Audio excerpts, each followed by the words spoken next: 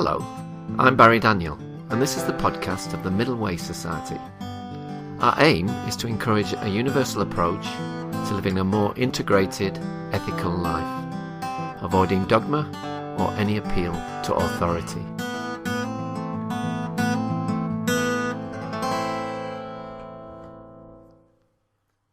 In the interviews for the Middle Way Society, I generally ask people what their understanding is of the Middle Way and how it might relate to what they've been talking about. This is the second compilation of interviews' responses to those questions. Paul Gilbert, a clinical psychologist and author of The Compassionate Mind, spoke about compassion and how he came to develop compassion-focused therapy. I asked him how he understood the Middle Way and how it related to his work. Well, I think if I recall, the Buddha was sitting on a bank and he watched somebody floating by with a violin, and he was tuning up the violin. And the Buddha realized that if the string was too slack, it wouldn't sound, and if it was too tight, it would break. Right. So you remember this story. The Middle Way is really important because it actually means that things in the right combination produce new phenomena, right? Yeah. So it's all to do with balancing the relationship between things to create new things. So, for example, one atom of hydrogen, two atoms of oxygen give water. But that's the only way it will happen. Any other balance, any other combination, it won't happen. That's its combination. Okay, so the issue of balance is very much about how you integrate potentially opposing forces, but not always opposing forces, in such a way that they work together to form new relationships and bring in new things. So, like within your mind, it's how do you use compassion in such a way that also you can be assertive, also you can be engaged in the world, you can have drive, also you can be anxious when you need to be anxious. How are these things balanced so they function optimally for the whole organism? So that's my understanding of the Middle Way. Mark Vernon, the writer and journalist, talked about his book How to be an Agnostic and agnosticism's relation to theism. He put the case for virtue ethics, and we also discussed Plato, Socrates, Jung, Ian McGilchrist, and I asked how he understood the Middle Way. Well, and the way that the phrase strikes me is through Buddhism, I guess, the Buddha's way traditionally been known as the Middle Way. So it was neither aesthetic extremism, as he tried, so the stories go, and found that didn't work, but neither is it pure indulgence. There's a kind of art to life, you might say. I rather like in Buddhism this use of the word right, right effort, right mindfulness, right living, and it suggests a kind of balance that, in right effort, you've got to put some effort in, but if your effort becomes too possessive and clinging and holding, then you undermine what you're trying to do. So there's a kind of easing off, a letting go as well in right effort. But these things they're only learnt when through experience, through practice, through making mistakes. I think it fits very well with virtue ethics in that respect.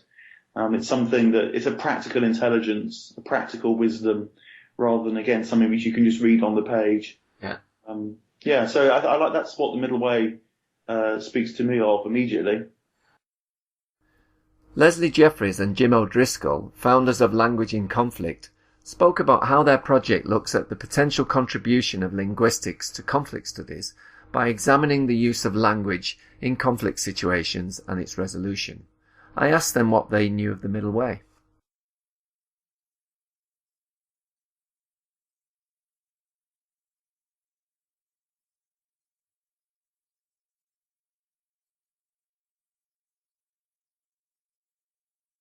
The honest answer is very little. The first thing that comes to me with Middle Way is two things. One of them is something new Labourite and Blairite and Anthony Giddens, which is Third Way and so on. The other is a sort of Taoist Buddhist thing about knife through butter and taking the easiest way because it is actually the best way, and it's always the middle way, not going to extremes. That's what is called to mind by the phrase middle way to me. Claire Kelly of the Mindfulness in Schools project spoke of why she feels it's important to introduce children to mindfulness practices, how the project goes about it, and I asked her how it might relate to her understanding of the middle way. This is a huge philosophical question, isn't it?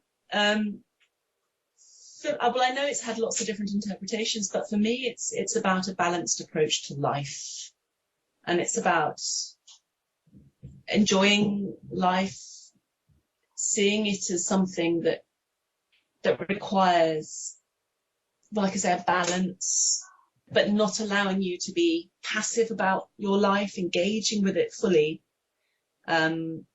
whilst not overindulging. Like, that's a very woolly answer, isn't it? But that's what it means for me. And I think the capacity to, what we were talking about with metacognition, the capacity to notice your habits, the capacity to notice your responses to whatever your life throws at you, I think is an absolutely crucial part of that middle way. Vishvapani Bloomfield, author, Thought for the Day presenter and mindfulness trainer, spoke about mindfulness and the middle way. I asked him about his interest in how the more secular and more religious interpretations of the middle way might compare. Okay, so when I look at Buddhist teachings, what I find is two emphases which operate in tandem and sometimes in tension. And one of those emphases is what I see being picked up by secular Buddhists and people like that. And I actually would rather avoid characterizing the Middle Way Society position. I let its own members do that. Yeah. So this one position is one that says we need to work out for ourselves, drawing on our own experience, what is helpful. Yeah. What's skillful, what's unskillful. And we can test this empirically. The Buddha, for example, and no doubt others, offer ways to develop the mind, to develop spiritually. We try them out. They might work, they might not work. We make our own sense of them. And that would be an empirical and empirical approach that's broadly rationalizable. It's not exclusively rational by any means, but you can put that in quite rational terms. Yeah. Now, that there's something else in the Buddhist tradition, and this is the bit that gets called religious. When you see in the Buddhist texts accounts of why people become followers of the Buddha, there's the account starts with a Buddha arises in the world. Okay. So someone wakes up from this dream of existence. They see the truth of things. The point is that there's a side of Buddhism that starts with the Buddha, that starts with someone gaining enlightenment and seeing something that other people can't see for themselves. They see the things that you can't work out for yourself empirically. How can I understand who I really am when I'm doing it from inside my own mind and my own conditioning, my own narrow perspective? So then there's the aspect of opening oneself up to the truth to what, purports at least to be the truth of the teachings that are offered with authority and which you can't verify. So even if you're testing them out empirically, there's still an act of faith. And this, to be truly effective, has to be a heartfelt act of faith, not just a willingness to suspend disbelief. So within the Buddhist perspective, there's a sense of the wise, of people like the Buddha, and maybe even of reality being something that is beyond our narrowly that is not conceptualizable, and So the act of following the Buddha's teachings, or as I would say as a Buddhist, practicing the Dharma, acting in accordance with the Dharma, which means really the truth of things. Yeah. That is a constant opening up of myself to something that is beyond what I can already know. Okay. So that is where faith comes in. And because it's not a rational process, that's where ritual comes in. That's where all these supernatural figures like Buddhas and Bodhisattvas come in, because they represent that dimension which is beyond one's own experiences, of another nature to one's own experience. Rich Flanagan spoke about why he joined the Society, his job as an operating department practitioner in the NHS, and as a dad. We discussed atheism, meditation, and his interest in science. I asked him how the middle way related to his interest in meditation and how he applied it in his life in general. So, I think related to the meditation, which I apply to my job, and also to some of the Buddhist teachings, which I've come across whilst researching meditation. I think from the middle way point of view, with my job, obviously I'm involved with, I currently work in recovery, so waking people up after anaesthetics. Yeah. You need quite a lot of patience. In terms of, patience with patience. You have people who can be in a lot of pain. You can have people who are very aggressive, often confused when they're waking up. And so you need to be very patient. You need to be certainly in the moment. It's not very good to be daydreaming, when you're monitoring someone's heart rate and breathing. Yeah. I am a bit of a daydreamer, so I think, that's more of the meditation helps with being present in the moment, and those skills I'm able to take to the job. With the middle way, I think really it's patience, perhaps understanding, and being able to step back and view each situation as it arises, and avoiding extremes that may come about as a result. Viriyanaya spoke about teaching critical thinking as a part of spiritual practice, as opposed to a more academic focus, and the value of teaching it to children from an early age. I asked her what her understanding is of the middle way, and whether it related to critical thinking. Okay, well, obviously this is a rich term. So for me, the middle way is very much about being aware of where you are, being aware of where you're going, what you're aiming towards, but also holding them both simultaneously. So one of my practices is the practice of equanimity, upekkha, equanimity. So this is where you're aware of joy, you're aware of sorrow, you feel it, but you're not overwhelmed by it. So for me, it's an important practice, but it's a difficult practice. So for me, it's very important to have that as an aim, but to be aware of where I am at the moment, what I can do, what I can't do, and keep that flexible feeling around where I am. So the middle way, I'm moving, I'm changing, but I'm aware of what my current capacity is. Okay. And how does what we've been talking about today relate to the middle way?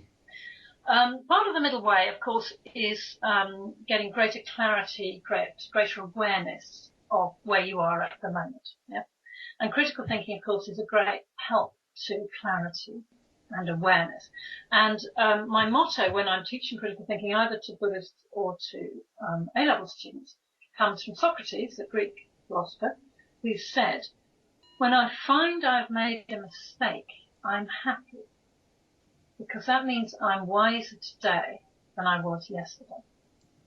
Right. And I really love that quote, because you're saying, I'm not perfect, but if I find I've made a mistake, then I can learn from it. And that's very critical thinking, but it's also very middle way. Peter Worley, founder of the Philosophy Foundation and author of The If Machine and the Philosophy Shop, spoke about teaching philosophy to children and philosophy's wider role in education. I asked him about the middle way and how he felt philosophy related to it. Yeah, well, I'm acquainted with Buddhist philosophy, which is, as I understand it, where the idea of the middle way comes from. Yeah. In fact, it was one of the ways in which I was introduced to philosophy right at the beginning as a teenager when I did a course with the late Ray Billington, who died sadly last year, and he used to teach courses in Eastern philosophy. So I became acquainted with this, and interestingly, even though I'm trained as an analytic philosopher, I have this very different background. And as I understand it, the way we work at the TPF does have a kind of middle way about it.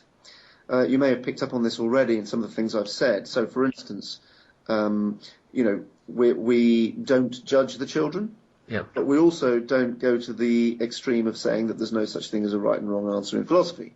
So this is kind of what I might describe as a middle way. Yeah. We also have a principle that we call absence, which that is an example of, where we encourage our specialists to when they're facilitating a philosophy conversation with anyone for that matter, not just children, we encourage them to be sort of present but hidden. Sort of paradoxical kind of expression, which is, I think, very much a kind of middle way of expressing things. Present but hidden, so they're there to kind of effect progress within a discussion, philosophical progress, but not to sort of step in with their own interpretations, their own views, their own points, and all this, that, and the other. So this principle that we call absence, which is seems to me to be getting at that kind of middle way. Also, there's a book I've read recently, The War for Children's Minds by Stephen Law, where he makes a really interesting case for liberal education in terms of, he says, look, you need to be careful that if you're a liberal and you're trying to promote liberal values, you've got to be careful that you don't just become another authoritarian. Exactly. In other words, my children are going to grow up to be tolerant and respectful and all these wonderful things, but I'm not going to give them any options. I'm going to sort of brainwash them into this view. And he says that this is just as bad as the extreme right religious person who brings up their children. Exactly. So the important thing is he says in his book, the important thing is to introduce children to the tools and strategies that enable them to then engage critically with everything that's put to them when they grow up. So by the time they are adults, they're able to make informed decisions, not just about newspaper articles and not just about that, but also about the views of their own parents, about the views of their own immediate community and their peers. And I think that's absolutely right. And that seems to me to be a kind of middle way, a correct way of understanding how to approach the teaching of liberal values. Don Cupid, the theologian and philosopher, spoke about how he understands religion and his non-realist position about God. He also touched on Jungian archetypes, agnosticism, Stephen Batchelor, and I asked him how he views the middle way.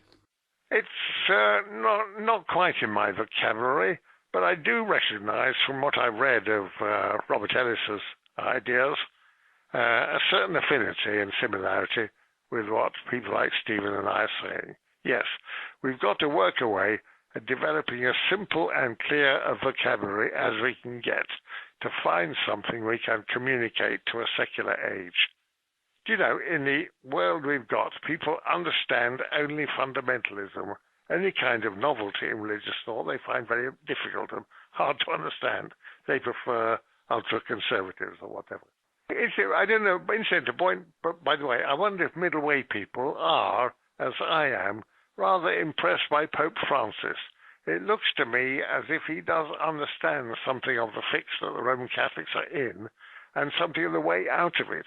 He looks back to the teaching of Jesus and to Francis, and his freshness, his rather open-air quality, his common humanity, has excited ordinary people to a remarkable degree. Kristin Neff, Associate Professor in Human Development and Culture at the University of Texas, spoke about self-compassion, how she felt it differs from self-esteem, and why it's such a useful thing to cultivate in life. I asked her what her understanding was of the middle way in relation to this. Well, for me, the middle way is, it seems so trite to say define balance, but, really, I think that over and over again, that's what the middle way is pointing to. Not, finding about balance between autonomy and connectedness, for instance, between, boy, you stumped me with this one. gotta look at my Buddhist books. Really just, so for instance, finding a balance between caring for yourself and caring for others,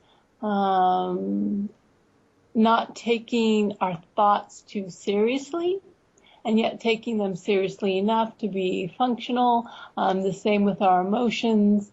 Really not taking an extreme position on everything, with the understanding eventually that points to non-duality, right? And I'm not going to give you my 5-second version of non-duality, but to the degree I understand it, it's really the realization that things are not as separate and individualized and concrete as we think we are. So for me, the middle way, some people, they just meditate all the time and they get into the idea of non-duality and they check out of life.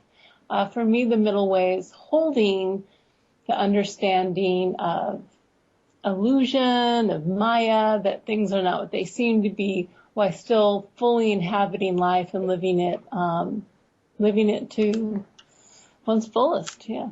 Okay. Well, that was great. That was great. Boy, I pulled that one hopefully out of a hat. I don't know. You certainly did.